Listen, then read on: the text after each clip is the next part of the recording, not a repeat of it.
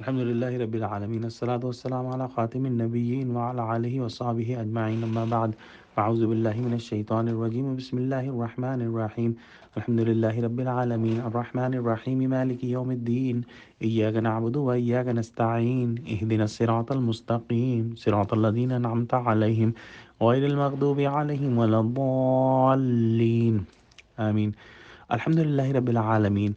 All praise and all thanks is for Allah subhanahu wa ta'ala, who is the Rabb, who is the creator and sustainer of all the worlds, all the alameen. Ar-Rahman Ar-Rahim.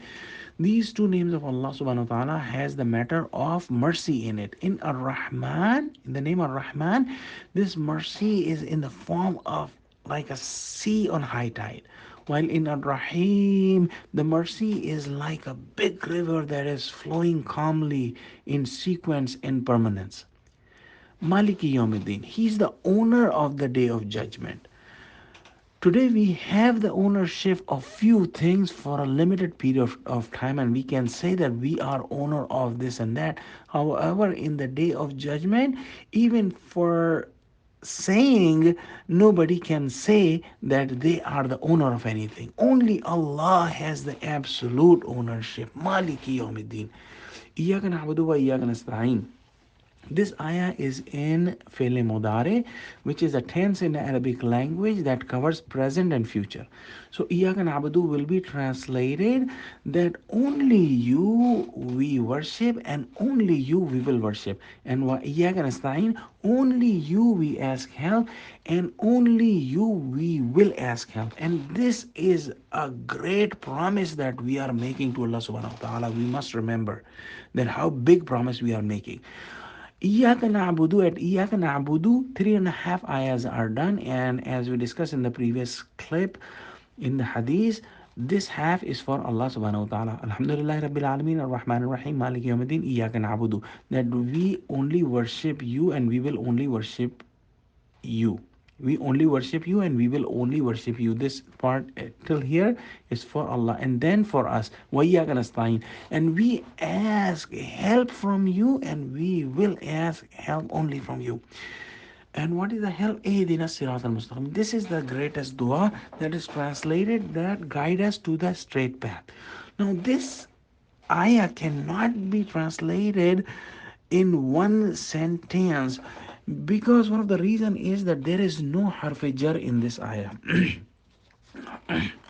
Harf jar are words like with, from, in, about, until, in like we use in English, but in Arabic, they are they change the meaning.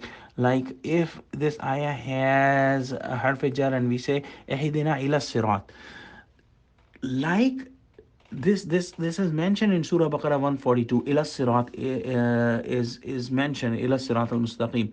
So this will mean guide us to the beginning of the path. If it was ehdina lis sirat, it would mean guide us to and along the path. If it was ehdina ala sirat, it would mean guide us on the path. If it was ehdina bis sirat, it would mean guide us by means of the path. But Allah subhanahu wa ta'ala has not used any harf jar here, so all of the meanings will be included in this. Then we ask Allah that this absolute guidance towards the right path, like who? Allah subhanahu wa ta'ala says, Sirat al-lazina an'amta alayhim. The way of those whom you have graced with favor. And who are those? Allah subhanahu wa ta'ala says in Surah Nisa, ayah 69. ومن يطع الله والرسول فأولئك مع الذين أنعم الله عليهم من النبيين والصديقين والشهداء والصالحين وحسن أولئك رفيقا.